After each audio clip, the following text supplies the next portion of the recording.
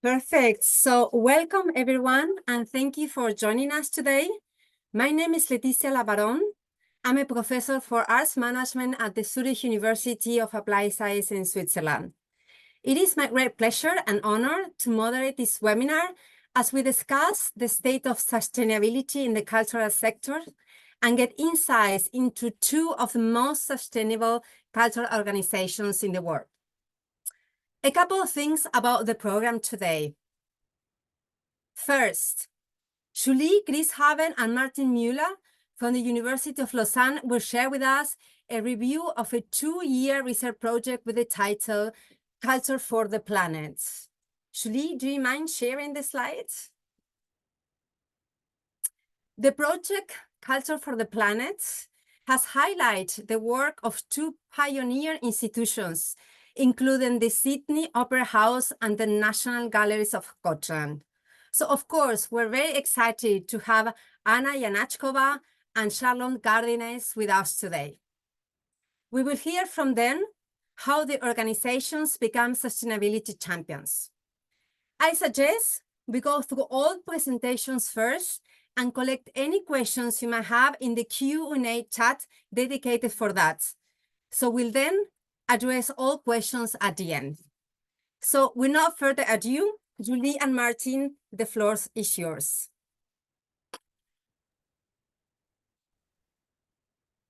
Thank you, Leticia, for this great introduction. So I wanted to start with a little anecdote. So in 2020, I was working at the Théâtre de Vidy in Lausanne on their sustainability strategy. And so I started by looking at existing initiatives for sustainability in the sector. And what I found looked a bit like that. So only a few initiatives, mainly in the UK. 4 years later, it's looking a lot more like that. So there might be two conclusions to that. The first is that I might be a better researcher now, but we also have to recognize that the cultural sector seems to have only recently realized its role for sustainability. And it is true that the sector has quite some potential. So that was our starting point in this research project, is that we realized cultural institutions around the world enjoy high trust with people in what is generally nowadays a low trust society. So people start to be skeptical towards all kinds of institutions that used to be institutions of authority before. The second reason was that the cultural institutions are extremely visible. They attract millions of visitors and spectators every day around the world. And they also work with a wide diversity of stakeholders. And finally, they have the chance to have an audience of people that come not just to be entertained, but also ready to learn, to be inspired, to be touched. And this is essential if you want to take people around the world along in the sustainability transition. So first, this was the starting point for this 2-year research project, a project in which we've been working with closely with partners around the world. We started off by interviewing and kind of sounding out the lay of the land, as it were, with the institutions that we saw were already doing quite some work 2-3 years ago. And then a crucial first phase was partnering up with leaders in sustainability around the world to create a model of sustainability for the cultural sector. You can see that we worked both with museums and with the performing arts. And we continued also then conducting best practice interviews with institutions where we had found that they were already doing interesting work in sustainability. And for us, it was also important to have a relatively global coverage, because we believed that we needed to learn from how people, institutions are doing this work around the world. But to talk about sustainability in the culture sector, I think that's the kind of reflex as researchers that we have. We first needed to know what we're talking about. And for us, that spelled out the need to create a model. And so we started from the recent research in sustainability, where currently the most interesting model for sustainability is one that you will probably know, which is the donut. The basic idea of the donut is quite simple. On the outside, you have planetary boundaries, so the limits of resources that the planet can give us. On the inside, you have social thresholds, the kind of social indicators that you need to move up. And so for us, it was a way of working with this expert panel to downscale this donut actually to the scale of a cultural institution to make it useful for them.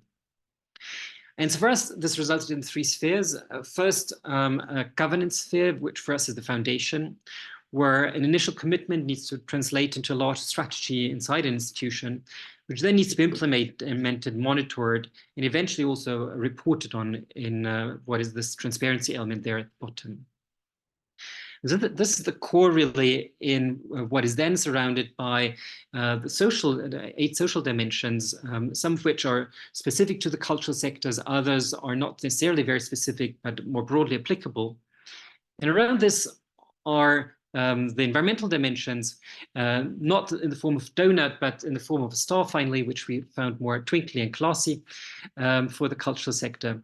And for us, this model was essential to then take the next step, which was contacting a little more than 800 cultural institutions around the world and seeing how they were doing on this model. And so this resulted in what was the first systematic global survey on sustainability in the cultural sector. We had those 20 dimensions of the sustainability star. And over those 2 years, we spent quite some time on really thinking on how to operationalize this, on how to bring it to fruition. And the last phase there, peer review and publication, was an important one, in particular in research, because it validates the findings by getting feedback from others. And so of those 800 institutions we contacted, a little more than 200 replied. And you can see the split here, which is quite even between museums and the performing arts. And we had responses from around the world, a handful from every continent at least, although there is a strong concentration in Europe. And I'm now handing over to Julie as she talks about some of our results. Thank you, Martin. So the first interesting result from the survey is that for almost 60% of organizations, sustainability had been an issue for 5 years or less. So it's a very recent phenomenon at management level, at least, despite an older debate on sustainability in the sector and beyond. And this can also be seen in the overall score. So out of all sphere and all dimension presented in the sustainability star before, the average sustainability score is 37 on a scale of 0 to 100. So a sustainability expert we interviewed suggested that the cultural sector may be ahead of manufacturing and energy, but behind everybody else. This may be a bit harsh, but it still means that there's a lot of room for improvement. And behind this composite score, there are important differences between the 3 spheres. So the sphere of governance obtained the highest score with 49. The social sphere is close to the average with 37, and the environmental sphere is the one very low with only 29.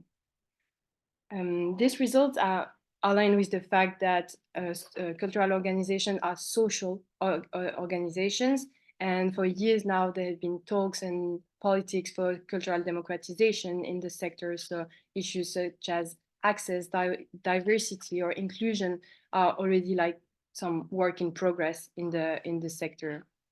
However, hiding maybe behind the social contribution, cultural institutions seem to have a bit overlooked the environmental sustainability.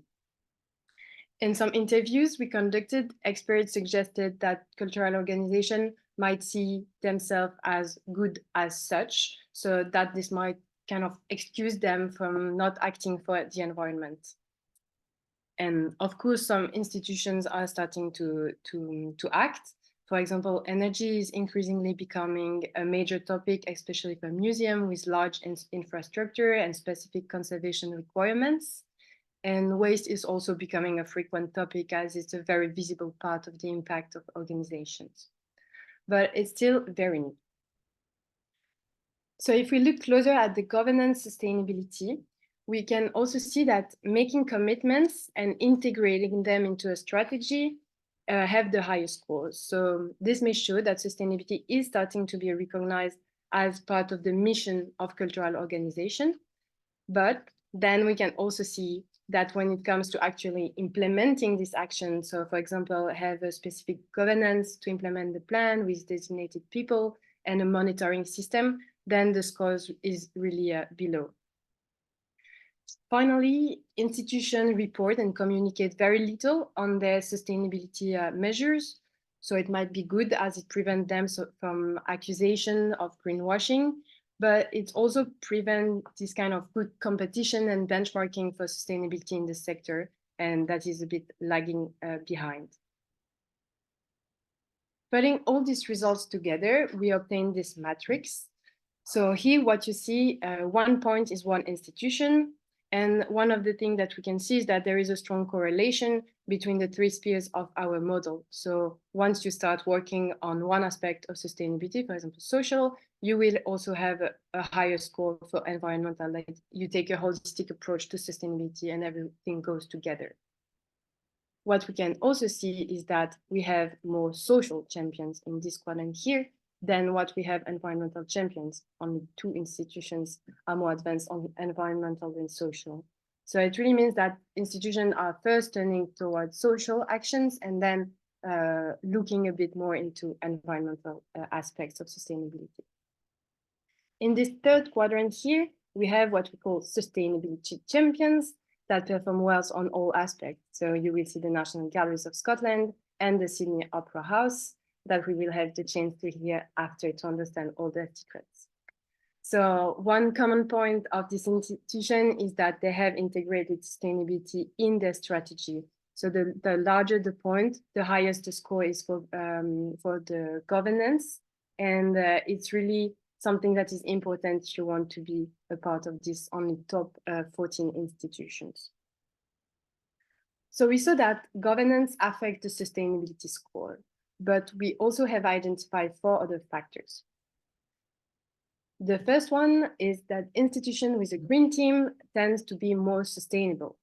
So for example, at the VNA, they have an internal team comprised of people from different departments, and they all work together to develop the sustainability plan. And this link is linked with a better acceptability of the plan and then greater sustainability in the organization.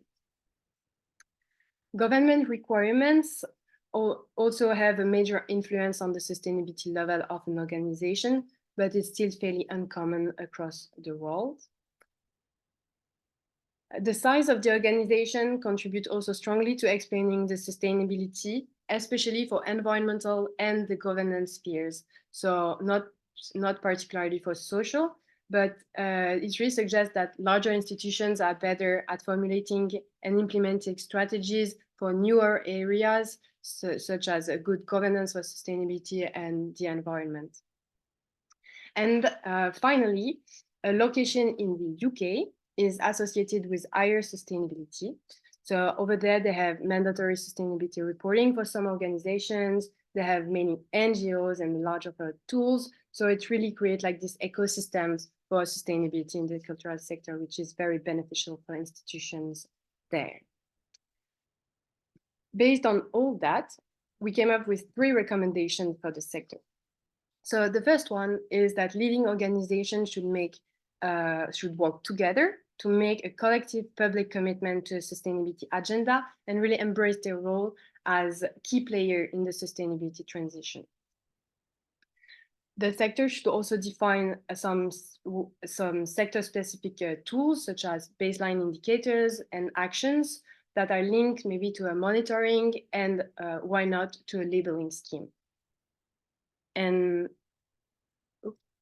finally, policymakers and funding agencies could tie also a part of their funding to first reporting and then later implementing sustainability measures and achieving some targets. So to conclude, sustainability is still very recent in the sector, but many initiatives are working in the right direction, as we see in the introductions, be it some international working group, funders, new network or consulting. The whole sector is really starting to understand the unique power they have thanks to their visibility and ability to share messages. And so through this research, we also had the chance to meet with inspiring practitioners and researchers. There are many, they are not all here. And we also wanted to take this opportunity to thank them. So to thank everyone that took part as experts in our panel, that agreed to have to be interviewed by us, and all the 200 institutions that don't have their logo there, but that take some time to participate in our survey. And everyone we met and had great talks with on this great challenge. So this project took place over a bit more than 2 years, and we already could see a great evolution in the sector. So we are now excited to see what it will look like in the next 2 years. Thank you.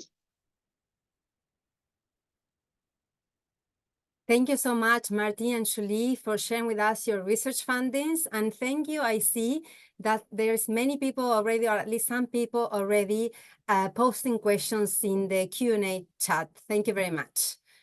Our next presenter is Jana Janachkova. She's a senior management, global goals planning and engagement at the Sydney Opera House. Anna will discuss how the organization has embedded social, environmental, and sustainability as key drivers of the Opera House new strategy and organizational plan. Anna, we're really looking forward to your presentation.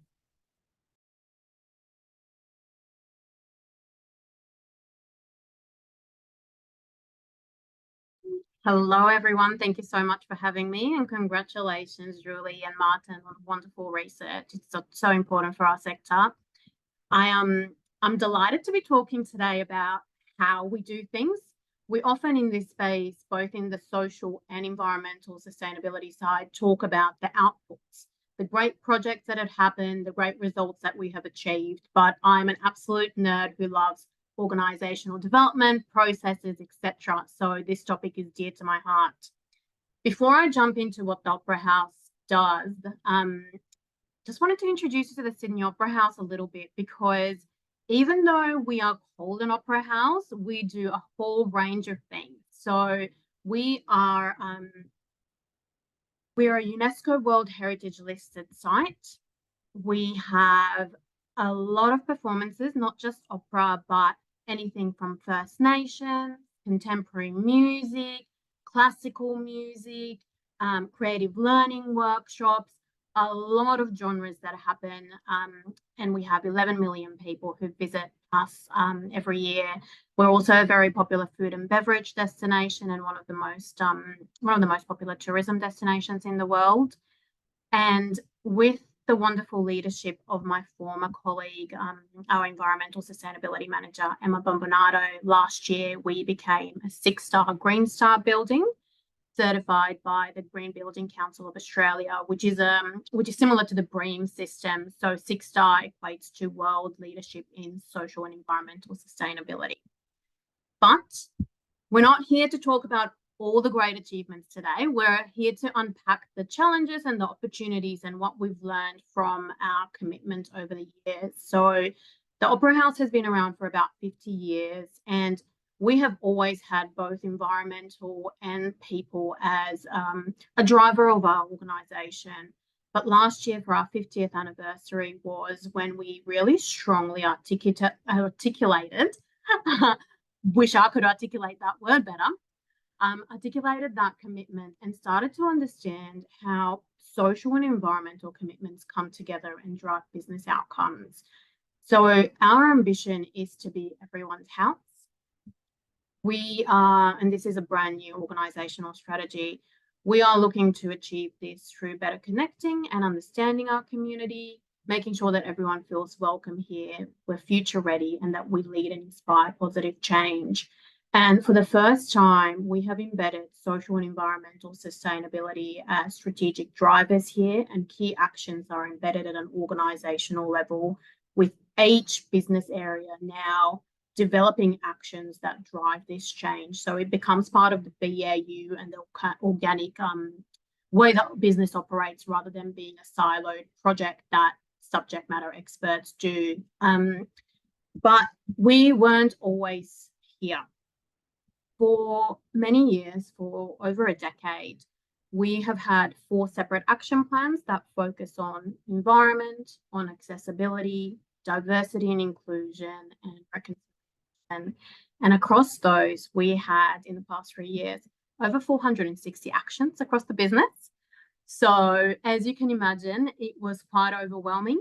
it easily got quite unruly, and all the wonderful work that was happening was quite bitsy. So lots of great work happening, but in a siloed way. So we're not ones to step away from a challenge. So we use that as an opportunity. And in 2019, we became the first Australian cultural institution to connect to the UN Sustainable Development Goals, which I'll go into in a little second. But that was our step towards integrating this work to understand how people, planet, and culture come together.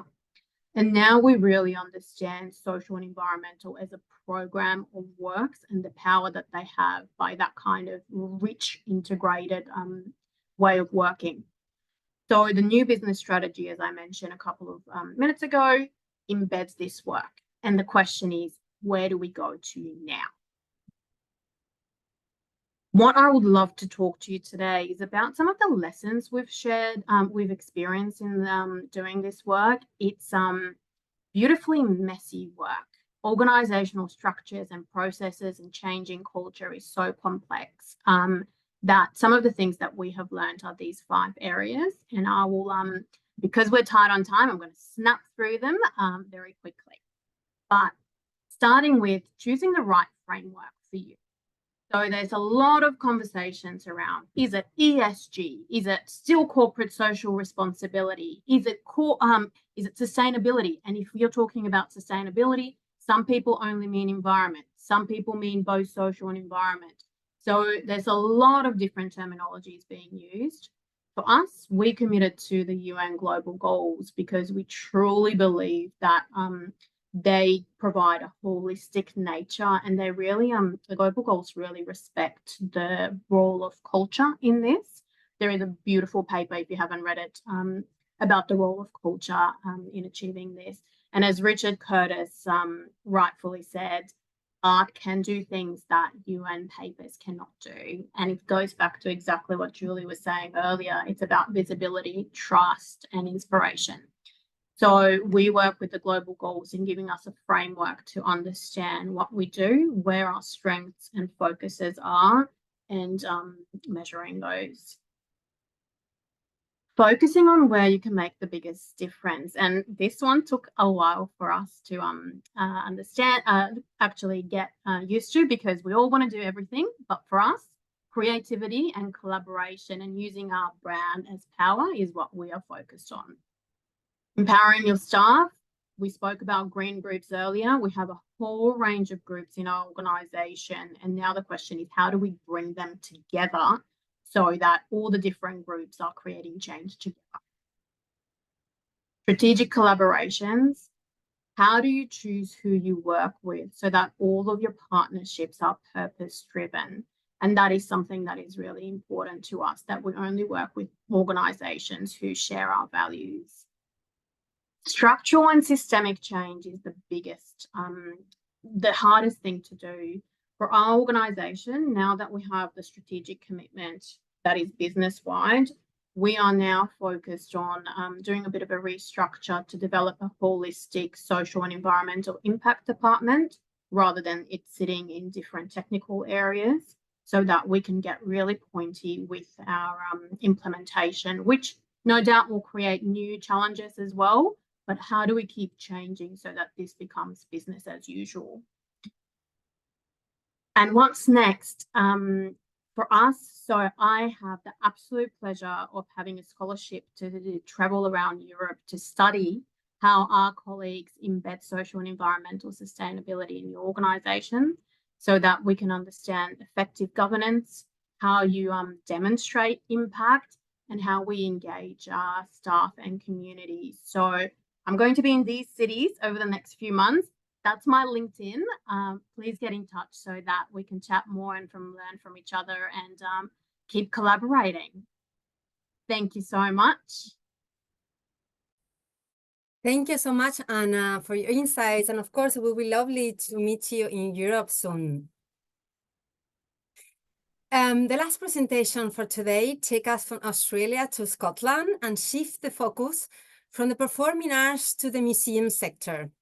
Charlotte Gardiner, Sustainability Officer at the National Galleries of Scotland, will explain how they have developed governance structure and partnerships for support their mission in sustainability. Charlotte, we would love to hear from you. Thanks so much, Leticia, and thank you, Anna, for sharing that information, and for Julie and Martin for introducing the research. So at the National Galleries of Scotland, we are responsible for looking after our country's incredible art collection on behalf of the people of Scotland. And we believe it's our responsibility to embed sustainability within everything that we are doing. So just a quick introduction to our buildings. We have 4 buildings in the centre of Edinburgh with art. We have the Portrait Gallery, the National Gallery, and Modern 1 and 2. And we also have art storage facilities. And this one in the top right is actually an artist's impression of what we hope is going to be a state-of-the-art art storage space. So that's really exciting. But as you can see, most of our properties are heritage properties, which we're very lucky to have those. Obviously present some challenges in terms of sustainability too. So, we're just having problems moving my slides. So I wanted to introduce our strategy. I think it's really important to see, and it's really interesting to hear your research around the importance of having that thread through strategy, through governance, to the actual implementation. And I think you can see here well-being and environment are 2 of our 6 current priorities within the strategy. So it's really central to what National Galleries are doing.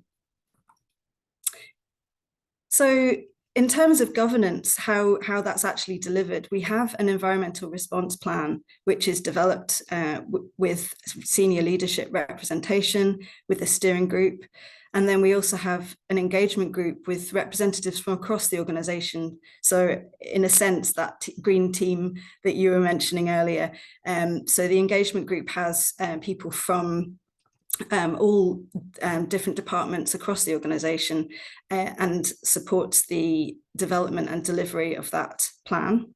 But we also have some special interest groups working on things like green collections care, and we also have wider opportunities for staff to get involved on a different level, so they can dip into one-off events and things like that. And these hexagons I put in the corner here are just some different areas across the organisation where we are working on sustainability. So from estates management to procurement, through programming, through learning and engagement. That's really important. That obviously goes externally too, working with communities outside of just the people coming to the art galleries to visit. We have this environmental response plan. I won't spend too long on this, but just to show you that we have these 3 key areas within the plan around engaging and inspiring, achieving net zero, so that real focus on how we reduce our energy use and impact in terms of carbon, and also looking at how we can best protect the very important collection that we have, that we want to protect and enhance for future generations. So moving on to partnership working as a really key part of what we do as well. So we have a huge range of partners that we work with on some quite specific topics. So we have, as you can see, we have kind of nature and biodiversity partnerships. We work with University of Edinburgh on various research, but also working with the Art College. We work with our partners, franchisees who run the cafes and restaurants in the buildings. And we also work with multiple national organisations. So we work with the National Theatre, Opera, the libraries, Museums and Galleries Scotland, and we're currently working with them on a start of a really interesting project, potential festival for the future. So something to really highlight and use our trusted voices to highlight climate change, and also work towards supporting people to act. So we have this range of partners. So I've kind of whizzed through that because I know we're short of time. Happy to take any questions, and I'll hand back to Laetitia. Thank you very much, Charlotte. And thank you everyone for sharing your insights in research and also in projects from the field. I see there is questions in the chat, and I welcome more questions that we will address as we progress through this Q&A. But before we address these questions, I would like to start this discussion by giving Anna and Charlotte first the possibility to ask questions regarding the research findings. Do you have questions for Julie and Martin? I have one. I have lots, but this question is, what was a finding that really surprised you? I think the surprise was, when we saw the results, which was 12 months ago or something. That's why we're having difficulty finding some surprise. I think some things we had learned to anticipate or to expect through the interviews that we had conducted, right? So because we had conducted 15, 20 interviews before actually doing the survey. So some of the things actually came through in the interviews. I think other things that surprised us were, for example, how institutions in different countries ended up in this performance indicators that we developed. So there's some countries that are really well known for their sustainability actions, such as Germany, for example. And there's no German institution among the top 14 of our sustainability champions that we have. So I think that's one surprising element that really struck us. The other one that comes to mind is really the high response rate that we've had. We had 25% of people responding to us, and this people we contacted, they didn't know us, right? We just sent them a letter, so we wanted to make the effort to actually send a paper letter and not just an email. And I remember where we did those 800 letters, and we actually took them all to the post office at the university, which felt quite like something you did 20 years ago. Maybe that made a difference to actually receive a letter. But it showed to us that people were really interested and motivated to take part, because usually you expect between 10 and 15% of a response rate in those kinds of surveys. So for us, this was really encouraging, and it was motivated us to really keep going and dig deeper. I don't know about you, Julie. Do you have any other things? It's not maybe something that is so surprising, but it was very interesting to see where it was coming from. So for example, for a natural history museum, it was coming because they had this focus on biodiversity, and then they started becoming interested with sustainability. And for art museum, they maybe had a lot of sets, or for opera house, they had a lot of sets. So then they started to focus on waste and then on sustainability. And it was very interesting to see where it was coming from initially in each organization, and that they each were based on their own specificities. Thank you. Charlotte, do you have questions for Julie and Martin? Yes, thank you. Yeah, I probably have several questions, but I'm really interested to know, you obviously did quite detailed research and looked at lots of different factors, but is there anything that you would really like to have zoomed in on, or you would like to kind of look at in more depth in future? So we have a lot of plans for the future, but one thing is that at first we wanted to look at very detailed indicators in the survey, but for time reasons it was not possible at this stage. So we really focused on the dimensions, and with these very broad questions on each of the dimensions of the model. And we really would like to go further in that and have some more specific indicators, more specific actions, and to really be able to see who is doing what and how well they are performing on each of these sets of indicators.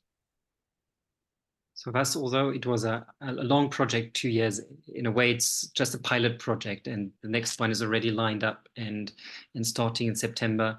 And I think among researchers, we sometimes joke that a project just serves to better know the questions you're going to ask in the next project. And so I think that did it quite nicely for us. So we now know what else we need to do and what else we want to do. Great, thank you. So I would like to take up a question coming from Switzerland, from Katharina. And I think it's a question that other people might have. So Julie and Martin, how is the research and the dimensions and the indicators you mentioned are related to the CDGs? So when we first developed the model, we of course started by looking at everything existing, all the indicators, all the sets of like SDGs and everything, and all the recommendations that are existing in the SDGs. And we still found that it was hard to connect that to the cultural organization in a dedicated model. And so that's why we decided to come up with this one, but it's strongly related to the SDGs. So then we also made sure that each of the dimensions of the SDGs had a link or would appear in some aspect of our sustainability star model. So you will find some of the SDGs on each dimension of our model, be it social and or environmental dimensions.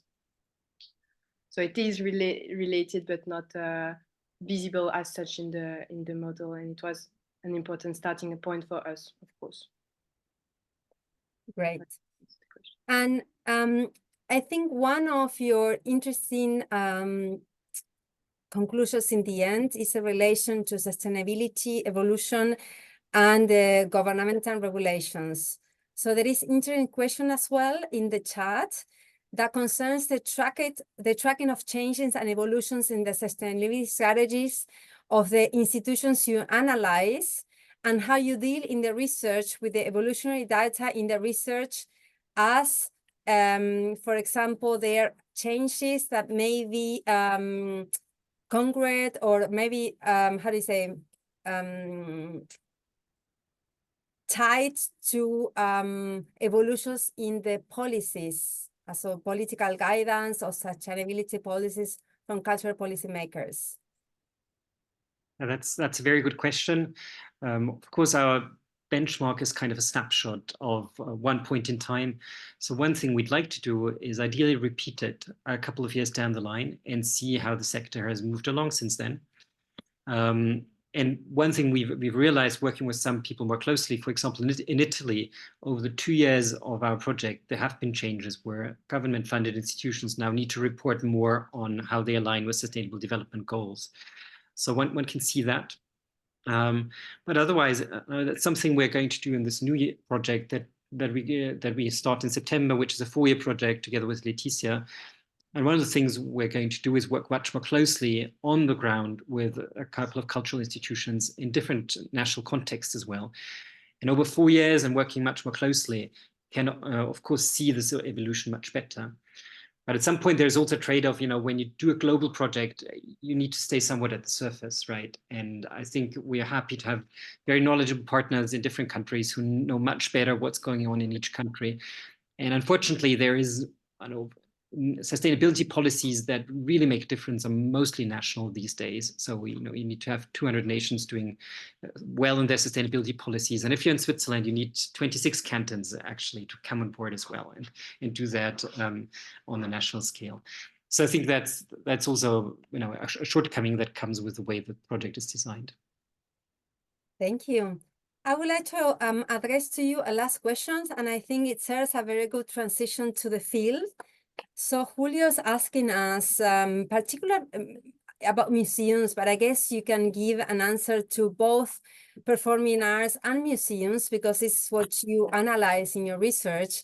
Once we have seen the organizations, how these organizations should address the issue of communication and transparency in communicating about sustainability. So yeah, we saw that they are not communicating much for the moment, and that it can definitely be improved. I said that for me, it's important that they start putting out there what they are doing to at least give some examples of actions for other institutions that might not have started working on sustainability yet. So how exactly? I think it's important to communicate externally with what you are actually doing. It's nice to have a plan, but then it's also good to communicate frequently on what you actually manage to implement in your organizations. to avoid also all these green washing challenges, because then it's easy to be accused of having a great plan but not doing anything. So yeah, communicate on what you are doing, and also communicate internally. I think it's important that you take your staff with you in your sustainability strategy. So yeah, communicate frequently on what you are doing, and internally and externally out of your organization, I would say. Very briefly. Martin, would you like to add something? No, I think that's fine. I think Julie has said it all. Thank you so much. So I think it's a great question that we also can take it from the field. So it was addressed in the beginning to museums. So maybe Charlotte, you want to go ahead first and give us your feedback on that? On the same question, you mean? Yes. Yeah, so it's a question that we're always asking, actually. How do we best communicate?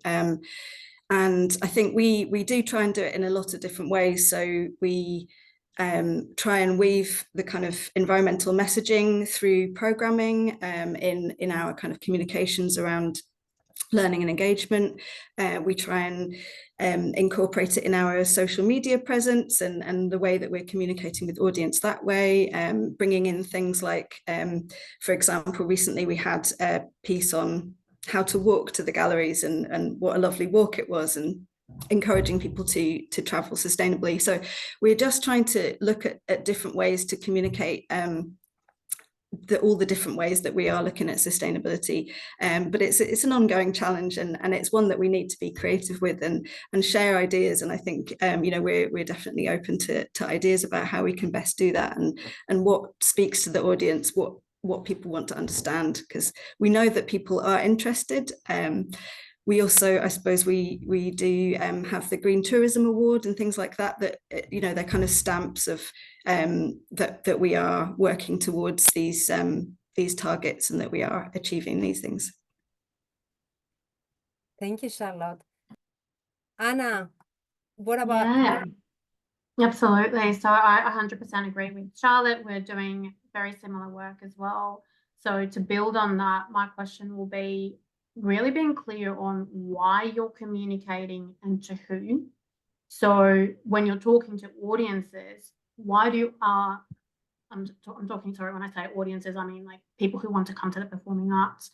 Why do they want to know about this, and what matters to them? Whereas when you're talking to businesses, what matters to them? For us, we do communicate regularly, again, also about the projects that we have done, or different outputs and outcomes we've achieved.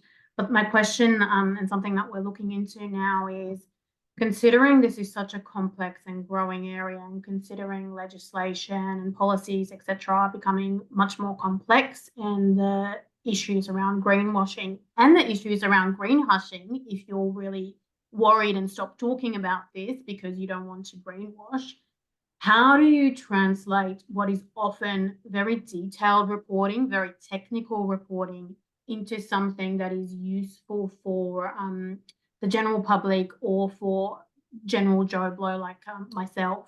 So that's a question. I don't have the answer to that, but that is where we need to move into, not just doing reporting for reporting's sake or communicating for communicating's sake, but going to why are we doing this, and how is this adding value to the community?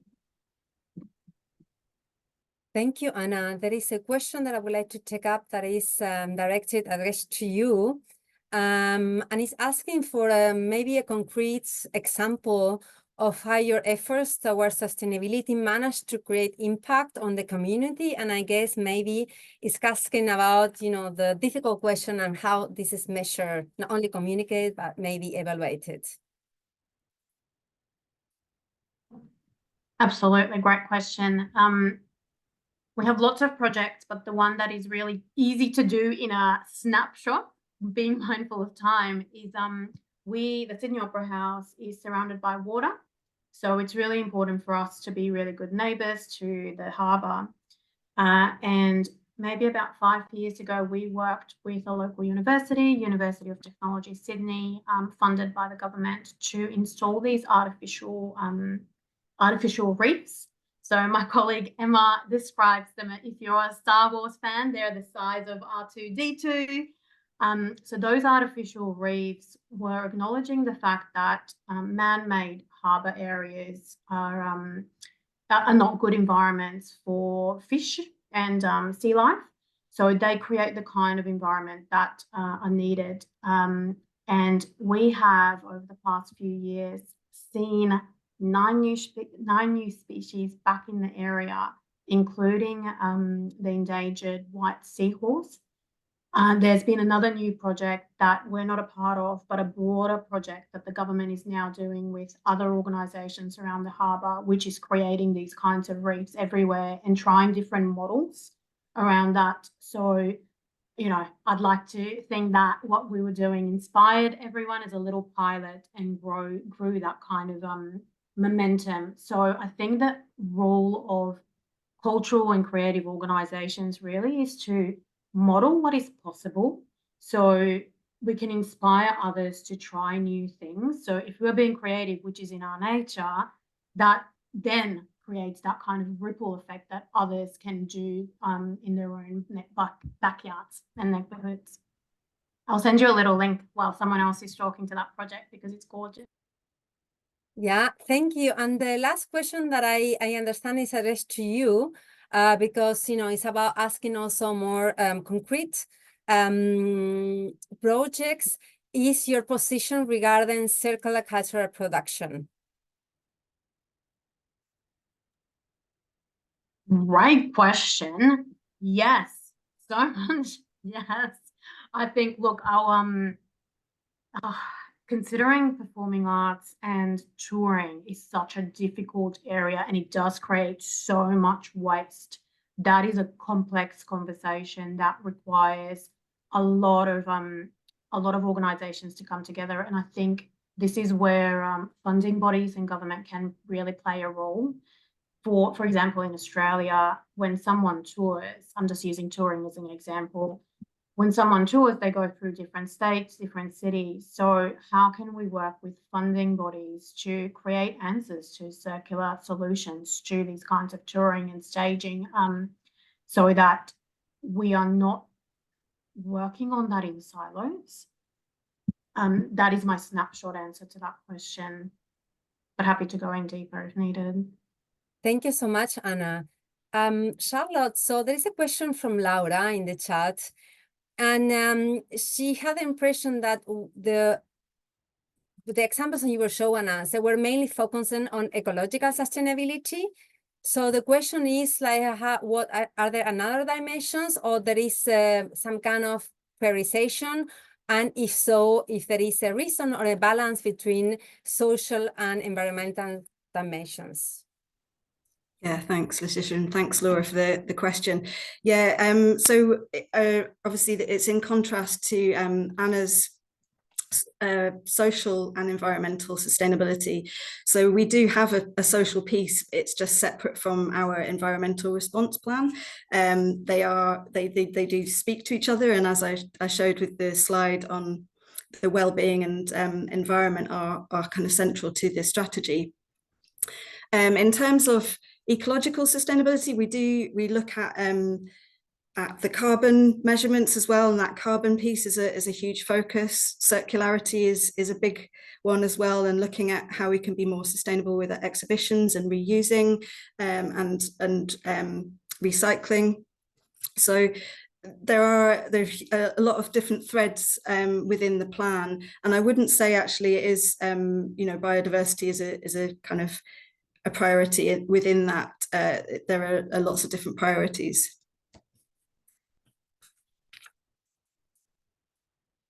Thank you, Charlotte. And I would like to slowly bring these questions to an end by asking you both a last question from the chat, Charlotte and Anna. And it's about this is a beautiful question, what kind of help you need? What do you think could be a most useful kind of help from their own institution on other initiatives to keep pursuing sustainability projects and pushing sustainability efforts? What a beautiful question. I love that question. I'm going to jump in. I think for me, it's understanding and respecting that this work takes a long time. I think we all operate in a world where everyone wants answers really quickly, and if you're not achieving a quick outcome, a project isn't doing its job or whatever it is.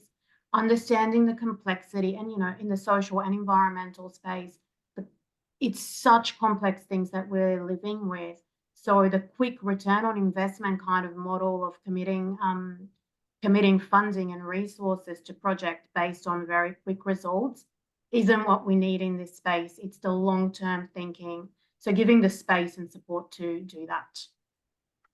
Thank you, Anna. Charlotte, what's your take on that? Yeah, I think a sort of a clear pathway forward, and communicating with partners, people who are working on similar things and sharing good practice, I think is really key to that. Thank you. Julie and Martin, would you like, before we move to the end of the webinar, to ask Anna and Charlotte questions?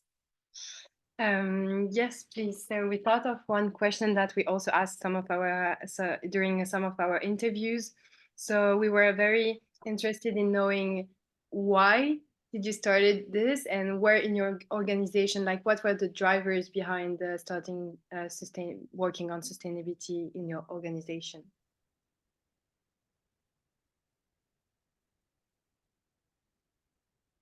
Maybe Charlotte. You want to go first, Charlotte? Yeah, exactly.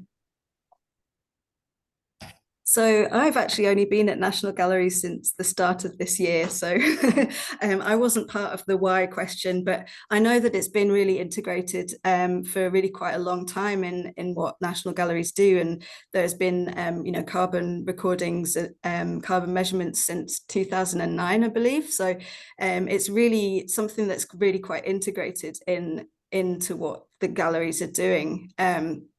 And there's been, a sustainability officer in post for really quite a number of years as well. So I can't answer the direct why, but I can only believe that it was, it was a genuine kind of wish from the organization and from the senior leadership that this should be really integral to what the galleries are doing. Thank you. So before we wrap up our Q&A, I would like to ask all presenters to answer a very last question and to answer in the form of a short statement. Today, we discuss sustainability in the cultural sector, mainly from the perspective of organizations themselves. And I would like to shortly thematize the role of cultural policy in fostering the sustainability transition.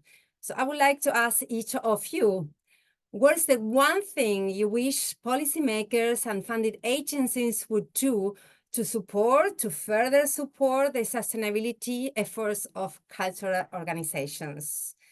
Charlotte, would you like to start? Thanks, Leticia. I think a scalable sector relevant strategy with associated funding. Anna? So much yes, Charlotte. I'm going to build on that, but I agree with that strongly. I think going beyond policies and strategies, but playing a role in bringing all of us together. So it shouldn't only be, you should do this, meet these targets.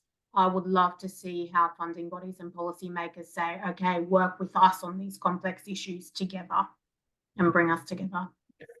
Thank you. Julie?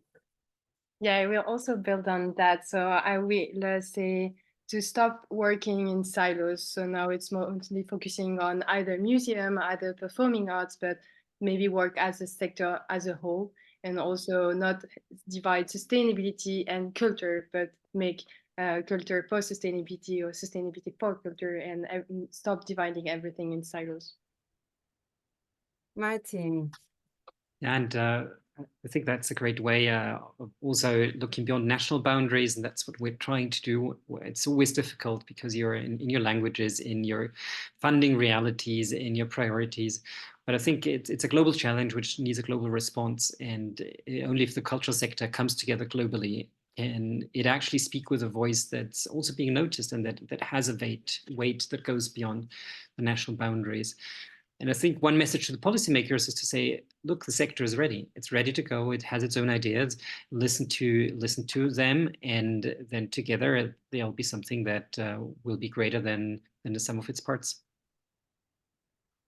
So we are at the end of the webinar, and we will let you know that we will send you by email a link to this replay, and you will get a short summary of today's key discussions.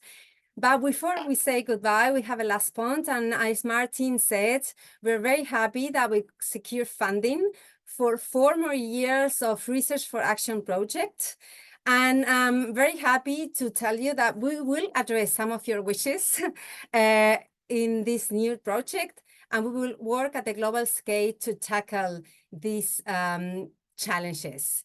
You will get also with the email information about the project, so please do let us know if you want to be informed and stay in touch.